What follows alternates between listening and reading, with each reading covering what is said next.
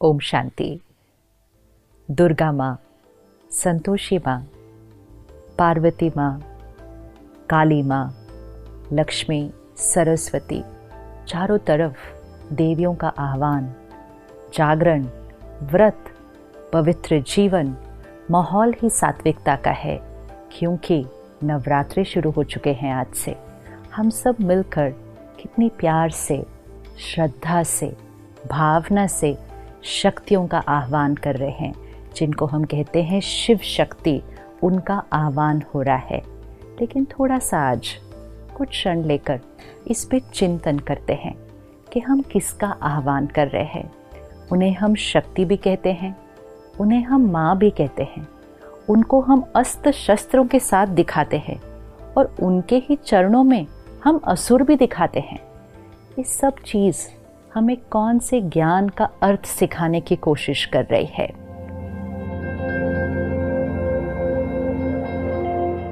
देवी का चित्र और चरणों में असुर। तो क्या वो देवियां हिंसा करती थी? क्या उन्होंने असुरों की हिंसा की थी, या इसके पीछे कुछ भाव है? और जो शक्ति का आह्वान कर रहे हैं, कौन सी और कहाँ से उन शक्तियों को बुला रहे हैं? थोड़ा सा सोचते हैं। डिविनिटी, प्योरिटी, ये आत्मा का ओरिजिनल गुण है जो आज हम भूल चुके हैं। और क्योंकि हम अपनी डिविनिटी को भूल जाते हैं, तो हमारे अंदर के जो वाइसेस हैं, काम, क्रोध, लोभ, मोह, अहंकार, ये इमर्ज हो जाते हैं। डिविनिटी मर्ज हो जाती है, विकार इमर्ज हो जाते हैं। अब अगर किसी को इसको सिंबॉलिकली दिखाना है कि डिविनिटी ने वाइसेस के ऊपर ओवर पावर किया, प्योरिटी ने ईगो के ऊपर ओवर पावर किया, इसको पिक्टोरियली रिप्रेजेंट करो, इसको सिंबॉलिकली रिप्रेजेंट करो। तो विकारों को हम कैसे दिखाएंगे? जैसे कहीं दिखाना होता है कि स्मोकिंग इज़ नॉट अलाउड, कहीं दिखाना है कि डेंजर है, तो हम क्या करते हैं? वो स्कल ड्रॉ करते हैं, उस पर क्रॉस लगाते हैं। तो कोई एक्चुअल स्कल थोड़ी है, लेकिन सिंबॉलिक है कि ये डेंजर है। तो वो जो वाइसेस, वो जो असुर चरणों के नीचे दिखाए हुए हैं, वो कोई असुर नहीं है फिजिकल, वो हमारे अंदर की आसुरी वृत्ति, विच मीन्स हमारे अंदर की नेगेटिविटीज़, हमारे अंदर की रॉन्ग हैबिट्स, हमारे अंदर की वीकनेसेस, हमारे अंदर के विकार, jealousy, hatred, hurt, rejection, manipulation, control, domination, the list is long. लेकिन क्योंकि हमने ध्यान नहीं रखा, हमने अपने अंदर के असुरों को जागृत करके रखा हुआ है। अब वो दिन आया है कि हमें अपने अंदर की डिविनिटी को इन्वोक करना है। और जैसे जैसे डिविनिटी इन्वोक होती जाएगी, मतलब डिविनिटी इमर्ज होगी, तो वाइसेस अपने आप मर्ज होंगे। वाइसेस इमर्ज होते हैं तो डिविनिटी अपने आप मर्ज हो जाती है, क्योंकि at one point of time एक ही क्वालिटी का संस्कार जागृत हो सकता है। तो देवियों का आह्वान करना मतलब इन्वोकिंग द डिविनिटी। तो देवी वहाँ ऊपर से आह्वान नहीं करना है, अंदर से डिविनिटी का आह्वान करना है, क्योंकि हर आत्मा के अंदर डिविनिटी भी है और हर आत्मा के अंदर वीकनेस भी है। तो वो जो दिव्यता है, जिसको आज हम प्यार से याद कर रहे हैं, बुला रहे हैं, वो भी हमारे अंदर ही है। और वो जो असुर जो हम पैरों के नीचे दिखा रहे हैं, वो भी हमारे अंदर ही है। नहीं तो देवी, जिनके लिए हम कहते हैं 16 कला संपूर्ण, मर्यादा पुरुषोत्तम, अहिंसा परमो धर्म, जिनका अहिंसा धर्म था, उनको हम हिंसा करते हुए कैसे दिखा सकते हैं? और क्या देवियाँ अष्टभुजाओं के साथ पैदा हुई थी? अष्टभुजा, आज अगर आपके घर में एक बच्ची पैदा होती है जिसकी अष्टभुजाएं हैं, तो आप तुरंत क्या करेंगे? शायद सबसे पहले तो डॉक्टर वो सर्जरी कर देगा, क्योंकि वो अष्टभुजा कोई लिटरल फिजिकल 8 आर्म्स नहीं है। वो आत्मा के अंदर की अष्ट शक्तियाँ, 8 पावर्स ऑफ द सोल, जिससे वो डिविनिटी इमर्ज होती है। क्योंकि भुजा शक्ति का सिंबल है, पावर, यू से इज वेरी पावरफुल। फिजिकल तो हैंड का सिंबल है, और हर भुजा के अंदर एक एक शस्त्र है। शस्त्र नॉलेज का है। तो क्या भावार्थ है? ज्ञान के शस्त्र को लें, आत्मा अपने अंदर की शक्ति को यूज करे, और जब ज्ञान के शस्त्र से आत्मा शक्ति को जीवन में यूज करेगी तो डिविनिटी इमर्ज हो जाएगी, और जब डिविनिटी इमर्ज हो जाएगी विकार मर्ज हो जाएंगे। तो अष्टभुजाधारी अर्थात अष्ट शक्तियों वाली डिवाइन आत्मा, तो आज अपने साथ पुरुषार्थ करते हैं कि मुझ आत्मा की वो जो अष्ट शक्तियां हैं, सहन करने की शक्ति, सामना करने की शक्ति, परखने की शक्ति, निर्णय लेने की शक्ति, सहयोग देने की शक्ति, बहुत सारी शक्तियां हैं। और आज हम बहुत इजीली कह देते हैं मेरे अंदर तो शक्ति ही नहीं है, मेरे से तो सहन ही नहीं होता, मैं नहीं सबके साथ एडजस्ट कर सकती, और एडजस्ट करूँ तो कितना करूँ, मैं ही सबका एडजस्ट करूँ, मैं ही ये हमने कहते कहते क्या कर दिया, अपने अंदर की शक्तियों को कम कर दिया। तो ये 9 दिन शक्तियों का आह्वान करना है। और शक्तियों का आह्वान करने के लिए हम क्या करते हैं? सबसे पहले जागरण करते हैं। अब सोचने की बात है, देवियों को याद करना है, उनकी महिमा करनी है, दिन में क्यों नहीं कर सकते हैं? रात को जाग कर क्या करने की जरूरत है? क्या दिन में करने से हम देवी की महिमा नहीं कर सकते हैं? लेकिन जागरण मतलब अज्ञान की नींद से जागरण। तो जब इस सृष्टि पर कलयुगी अंधकार है, अज्ञान, इग्नोरेंस, डार्कनेस, जब अज्ञान है तब अवेकनिंग की जरूरत है। अवेकनिंग अर्थात waking up from that night of ignorance. Awakening मतलब अज्ञान की नींद में सोए हुए हैं, उससे जागरण करो। तो रात को जागना है मतलब अज्ञान की नींद से जागना है। तो रात को जाग के डिविनिटी का आह्वान करना है।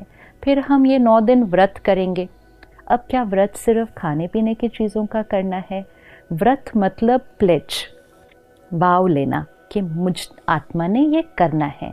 लेकिन अब हम इस 9 दिनों में व्रत को थोड़ा और गहराई से लेते हैं कि सिर्फ खाने पीने का नहीं, साथ साथ व्रत लेते हैं कि हम 9 दिन गुस्सा नहीं करेंगे, हम शांत रहेंगे, हम 9 दिन पर चिंतन नहीं करेंगे, किसी के बारे में कोई गलत बात यहाँ से वहाँ फैलाएंगे नहीं, हम 9 दिन सुबह जल्दी उठकर ध्यान करेंगे, मेडिटेशन करेंगे, हम 9 दिन कोई गलत चीज़ ना खाएंगे न पिएंगे। व्रत तो बहुत सारे हैं करने के लिए, लेकिन व्रत लेना है क्योंकि व्रत करने से आत्मा की शक्ति बढ़ती है। Because we start living a life of discipline and discipline increases will power. तो एक हम जागरण करते हैं, दूसरा हम व्रत करते हैं, तीसरा सात्विक अन्न। 9 दिन प्याज लहसुन के बिना सात्विक भोजन बनाया जाता है। डिविनिटी एंड सात्विकता गोज टुगेदर। इसका मतलब अगर तामसिक भोजन खाएंगे तो डिविनिटी इमर्ज नहीं हो सकती है। तो सात्विक भोजन मतलब वेजिटेरियन विदाउट अनियन गार्लिक, लेकिन साथ साथ परमात्मा की याद में बना हुआ, बड़े सात्विक मन से बनाया हुआ खाना, सात्विक तरीके से कमाया हुआ धन पहले घर में आए, फिर सात्विक अन्न बने और सात्विक मन की स्थिति में बने, तब वो प्रसाद बनता है। तो सात्विक अन्न जब खाना शुरू कर ही रहे हैं तो साथ साथ ये भी सोच लीजिए कि सिर्फ 9 दिन क्यों? क्या डिवाइन लाइफ सिर्फ 9 दिन चाहिए? त्योहार आते हैं हमें जीवन जीने का तरीका सिखाने के लिए कि जो चीज़ हम 9 दिन करेंगे वो हम जीवन भर भी कर सकते हैं। लेकिन इस 9 दिन में ध्यान रखना कि प्रतिज्ञा सिर्फ यहाँ से नहीं करनी। कभी कभी मन में चलता रहता है, आज 5वां दिन हो गया, आज 6ठा दिन हो गया, कब ये 9 दिन पूरे होंगे, सब कर रहे हैं इसलिए मुझे भी करना पड़ता है। मजबूरी से नहीं, मजबूरी से आत्मा की ताकत कभी नहीं बढ़ेगी। प्रतिज्ञा से करना है कि जीवन में सात्विकता। फिर 9 दिन दिया जलाया जाता है, तो मिट्टी का दिया और वो लौ, इसका क्या सिग्निफिकेंस है कि मिट्टी का जो बॉडी शरीर का प्रतीक है और जो लौ है वो आत्मा का प्रतीक है। तो 9 दिन दिया ज़रूर चलना चाहिए। तो जब मैं आत्मा हूँ, सोल कॉन्शियसनेस, ये जब इमर्ज होगी तो वो लौ जलती रहेगी, रोशनी उसके चारों तरफ फैलेगी। एंड मोस्ट इम्पोर्टेंट, हम अपने जीवन में चाहिए से दिया की तरफ शिफ्ट हो जाएंगे। दिया जलता रहे तो जीवन शुभ होता है। कौन सा दिया जलता रहे? प्यार दिया, सम्मान दिया, सहयोग दिया, सबको दिया और हमेशा दिया, ये दिया जलेगा तो जीवन शुभ रहेगा। जागरण, सात्विकता, व्रत और दिया, जब ये सब हो गया तो रिश्ते बड़े प्यारे हो जाते हैं। एक दूसरे के साथ एडजस्ट करना, सहयोग देना, ये एक नेचुरल जीवन जीने का तरीका बन जाता है।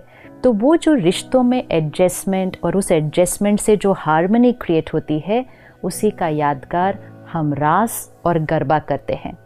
रास को देखो, गरबा को देखो, कितना सुंदर डांस फॉर्म है। सभी के हाथ में 2-2 डंडे हैं। अब अगर एक के डंडे को देखकर दूसरे ने डंडा मारा और बहुत हार्मनी से चले तो वो एक ब्यूटीफुल फॉर्म ऑफ डांस हो जाता है। अगर अपना ही डंडा मारते गए तो वो ही डांस एक युद्ध का मैदान बन जाता है। ये वो लोग हैं जिनके साथ हम रहते हैं, जिनके साथ हम काम करते हैं। उनके संस्कार को देखें, उनके संस्कार को देखते हुए अपना संस्कार यूज करें। अगर ऐसे करेंगे तो संस्कारों की रास होती जाएगी। लेकिन अगर अपना ही संस्कार का डंडा मारेंगे तो घर में भी आज युद्ध का मैदान हो जाता है। तो परमात्मा कहते हैं कि जो आत्मा जागरण करती है अपने विकारों से, व्रत लेती है जीवन में, और उसके जीवन में सात्विकता आती है और सोल कॉन्शियसनेस उसके लिए जो नेचुरल होता है, वो औरों के साथ संस्कारों की रास करती है। तो अगले 8 दिन हम सब रोज मिलेंगे और सिर्फ देवियों का आह्वान नहीं करेंगे, अपने अंदर की उस दैवी शक्ति का आह्वान करेंगे। हर रोज हम आत्मा की एक एक शक्ति को लेंगे कि उस शक्ति को कैसे मुझे अपनी लाइफ में लाना है, कैसे उसको इमर्ज करना है, कैसे उसको प्रैक्टिकल लाइफ में यूज़ करना है, और साथ साथ वो शक्ति कौन सी देवी का प्रतीक है और वो देवी हमें क्या सिखा रही है। तो अगले 8 दिन हम सब मिलकर सही मायने में नवरात्रि मनाएंगे। ओम शांति।